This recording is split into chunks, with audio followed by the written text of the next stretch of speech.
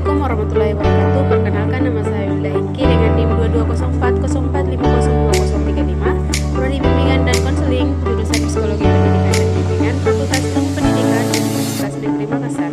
Baiklah, pada video kali ini saya dedikasikan untuk memenuhi ujian tengah semester mata kuliah teori-teori kepribadian yang diampu oleh Bapak Profesor Dr. Abdullah Sindrik MPD dan Bapak Zulfikri SPD MPD. Nah, pada video kali ini saya akan menjelaskan dua pokok materi, yaitu teori psikoanalisis Sigmund Freud dan psikologi analitik Carl Gustav Jung. Baiklah, langsung saja pada pokok materi yang pertama adalah teori psikoanalisis Sigmund Freud. Nah, di sini kita akan membahas mengenai biografi, konsep dasar, struktur kepribadian, pribadi yang sehat dan tidak sehat menurut teori psikoanalisis Sigmund Freud, serta teknik-teknik psikososial.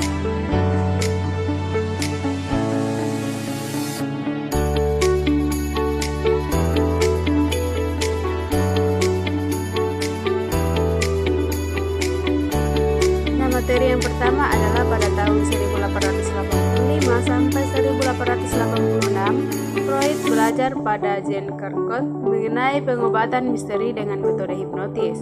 Freud tidak puas dengan metode itu karena hasilnya dianggap bersifat sementara dan tidak menyinggung. Setelah itu, dia belajar pada Dr. Breuer tentang metode kataris, suatu cara pengobatan dengan membiarkan pasien mencurahkan kesulitannya dan dokter pun mendengarkan. Pada waktu dia mengobati pasien dengan metode Breuer, Freud menemukan psikoanalisis dalam hal ini terlihat kaitannya antara ingatan yang dilupakan dengan gejala histeris, dan arti gejala itu dapat dinyatakan setelah pasien dimasukkan dalam keadaan hipnotis. Freud nampaknya kurang puas dengan metode Breuer. Kemudian dia menggunakan sugesti dalam keadaan sadar yang kemudian ditinggalkannya pula, dan setelah itu dia beralih pada metode asosiasi bebas dan metode itulah yang definitif dalam psikoanalisis.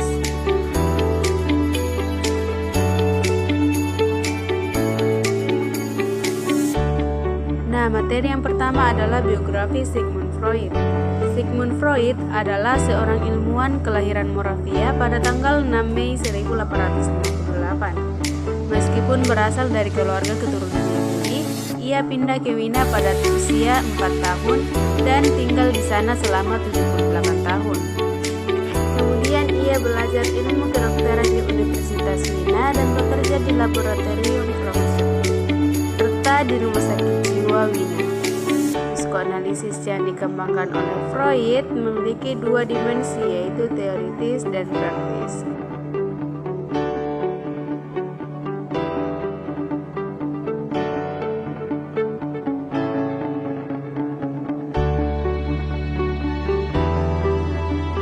Nah, selanjutnya adalah konsep dasar psikoanalisis menurut Sigmund Freud.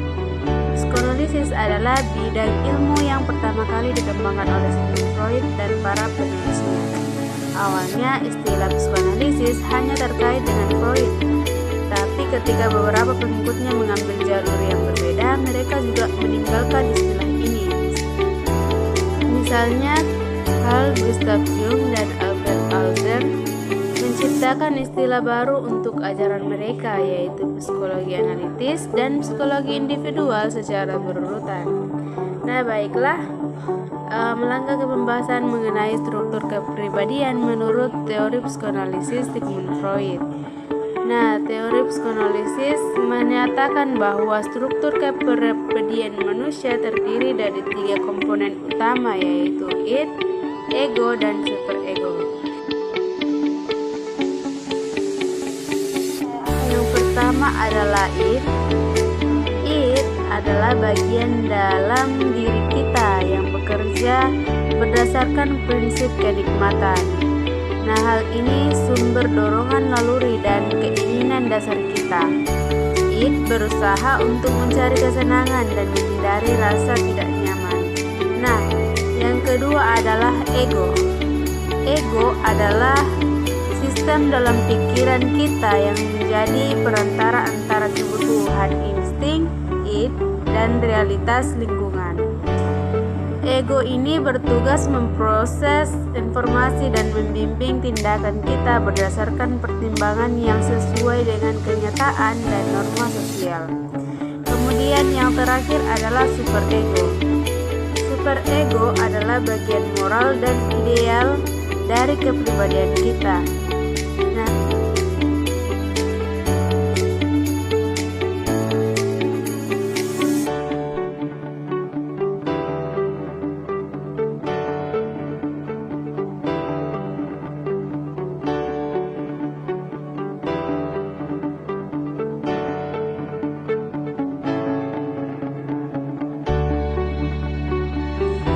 Ini dipengaruhi oleh nilai-nilai budaya. Kemudian superego berfungsi sebagai panduan moral. Superego memiliki suara hati yang kritis dan memberikan hukuman internal jika kita melanggar norma atau nilai-nilai moral. Nah, setelah mengetahui struktur kepribadian, maka kita harus mengetahui pribadi yang sehat dan pribadi yang tidak sehat menurut psikologi analisis Sigmund Freud. Nah, menurut teori psikoanalisis Sigmund Freud, pribadi yang sehat dapat mencapai keseimbangan yang optimal antara tiga struktur kepribadian utamanya, yaitu pribadi yang sehat mampu menyelesaikan konflik internal yang mungkin muncul di antara keinginan dasar yang diwakili oleh id dan tuntunan moral internal yang diperwakili oleh superego. Kemudian fungsi perantara, ego memainkan peran penting dalam menyeimbangkan dan mengintegrasikan berbagai aspek dari diri individu. Selain itu, pribadi yang sehat mampu mencapai kepuasan dalam cara-cara yang sesuai dengan norma-norma sosial, memungkinkan ekspresi keinginan dan pemenuhan kebutuhan tanpa melanggar aturan dan nilai-nilai masyarakat. Di sisi lain, pribadi yang tidak sehat dalam perspektif Freud mengalami ketidakseimbangan antara id, ego, dan superego. Konflik internal yang intens dapat muncul di mana keinginan-keinginan dasar bertentangan dengan tuntunan moral internal. Nah, kesulitan dalam mencapai kepuasan sesuai dengan norma-norma sosial adalah ciri pribadi yang tidak sehat.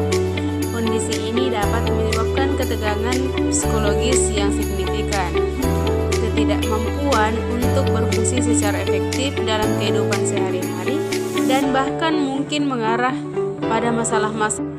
Nah, materi yang terakhir dalam pembahasan teori psikoanalisis menurut Sigmund Freud adalah teknik-teknik psikososial. Dalam terapi psikoanalisis terdapat 5 teknik dasar. Yang pertama adalah asosiasi bebas, di mana seseorang bebas mengungkapkan termasuk melalui analisis mimpi, resistensi, dan hubungan transferensi. Nah, yang ketiga adalah analisis mimpi. Analisis mimpi memahami konflik dan membantu menghadapi masalah-masa lalu. Kemudian yang keempat adalah analisis resistensi. Analisis resistensi melibatkan upaya seseorang melawan proses terapi sebagai pertahanan emosional. Dan yang terakhir adalah analisis transferensi yang memahami hubungan antara seseorang dengan terapis, mengaitkan pengalaman masa lalu dengan kesulitan saat ini.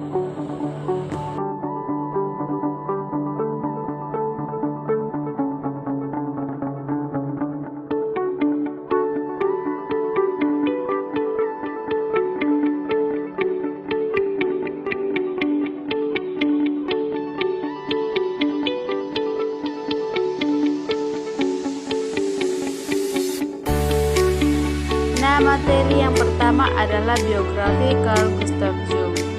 Carl Gustav Jung adalah seorang psikolog analitik terkenal asal Swiss yang lahir pada tanggal 26 Juli 1875 dan meninggal pada tahun 1967. Pemikirannya yang inovatif telah meninggalkan jejak penting dalam pengembangan psikologi analitik.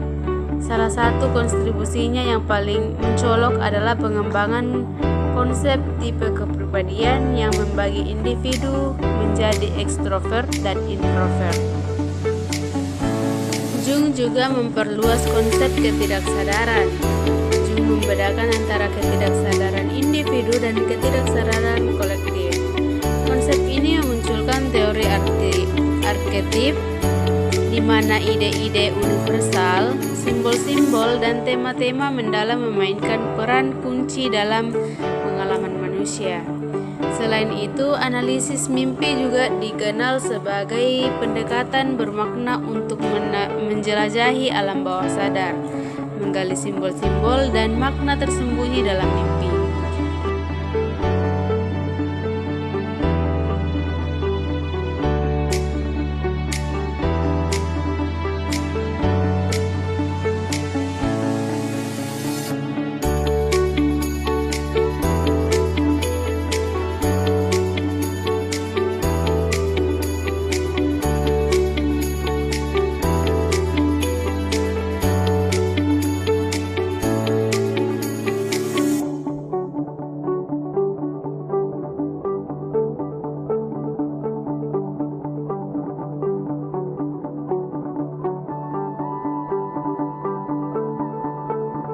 Sekarang juga bisa disebut mind.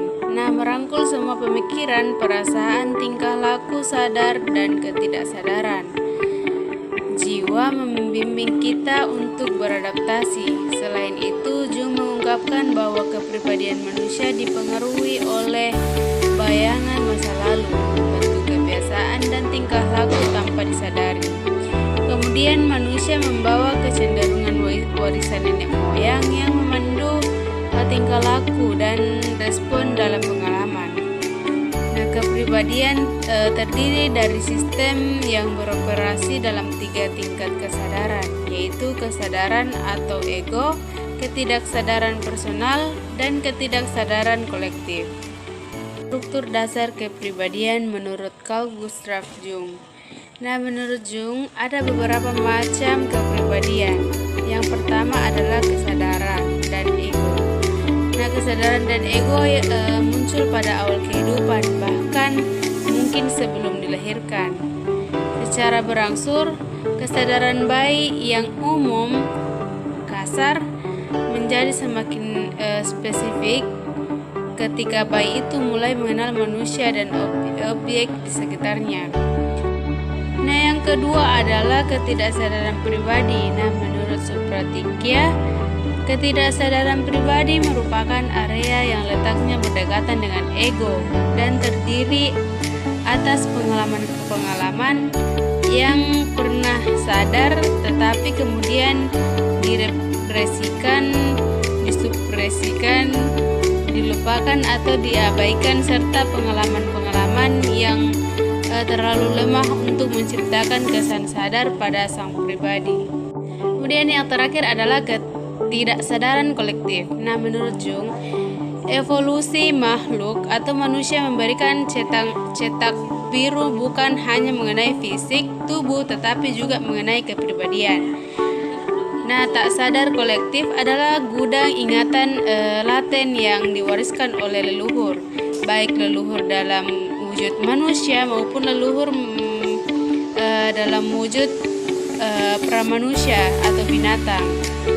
Nah, ingatan yang diwariskan oleh pengalaman-pengalaman umum yang terus-menerus berulang lintas generasi.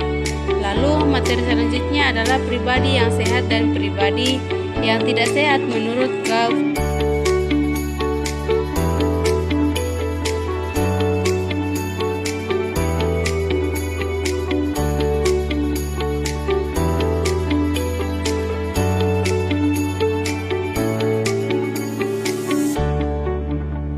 Yang pertama adalah pribadi yang sehat. Nah, pribadi yang sehat ditandai dengan berhasilnya individu untuk mengintegrasikan kesadaran dan ketidaksadaran.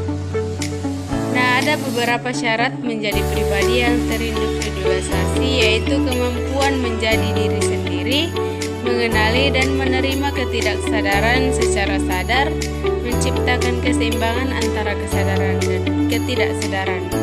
Selain itu, dalam menghadapi dominasi sikap dan fungsi psikologis pada usia tertentu, pribadi sehat mampu menyeimbangkan sikap dalam dirinya.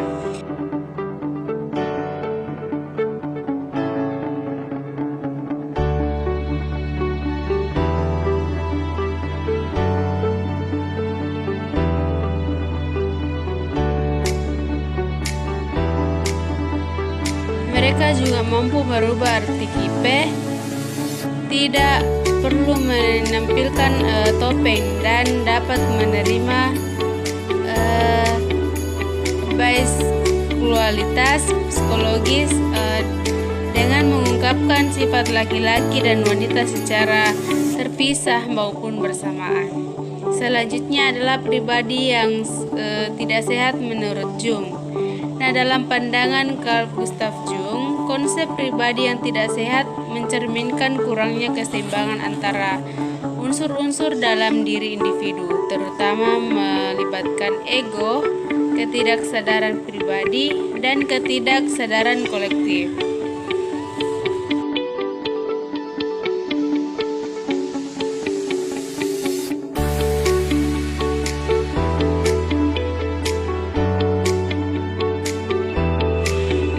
Juga memahami bahwa pribadi yang tidak sehat dapat timbul karena ego menjadi terlalu dominan. Ego yang berlebihan dapat mengakibatkan ketidakseimbangan, di mana individu terlalu terpaku pada kepentingan diri sendiri. Nah, dalam konteks ini, individu mungkin mengalami kesulitan untuk mengakui atau mengintegrasikan aspek-aspek lain dari diri mereka, seperti ketidaksadaran. Nah, ketidakseimbangan ini dapat menghambat pertumbuhan dan perkembangan pribadi karena individu mungkin tidak mampu mengeksplorasi dengan sepenuhnya potensi mereka dan berhubungan dengan aspek-aspek yang lebih dalam diri mereka. Dengan menekankan pentingnya keseimbangan antara berbagai bagian psikis, Jung mengajarkan bahwa integrasi dalam pengakuan terhadap seluruh spektrum pengalaman manusia, termasuk yang bersifat tidak sadar, penting untuk mencapai kesehatan dan kesejahteraan psikologis.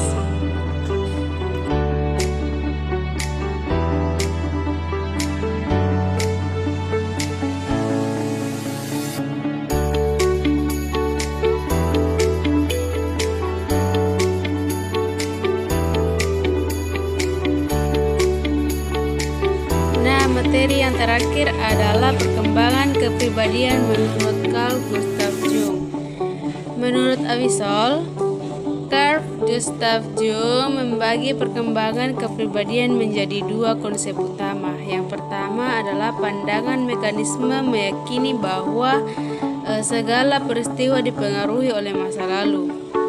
Jung menyeimbangkan ini dengan pandangan purposif yang menekankan bahwa masa depan juga memainkan peran penting dalam membentuk kepribadian. Ia juga memperkenalkan prinsip sinkronitas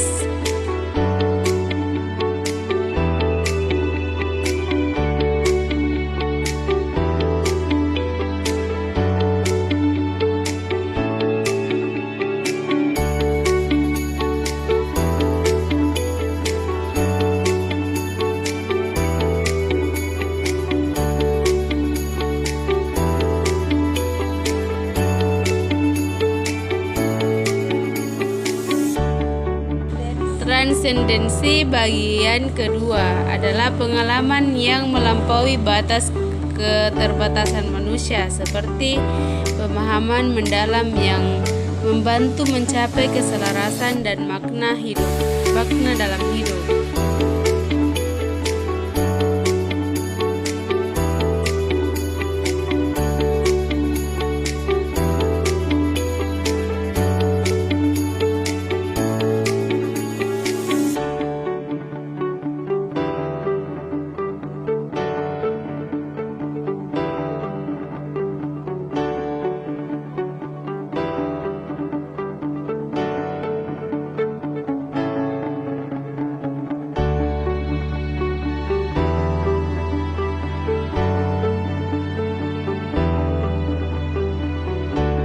Nah, itulah tadi materi mengenai psikologi analitik Carl Gustav Jung. Semoga bisa bermanfaat dan bisa menambah ilmu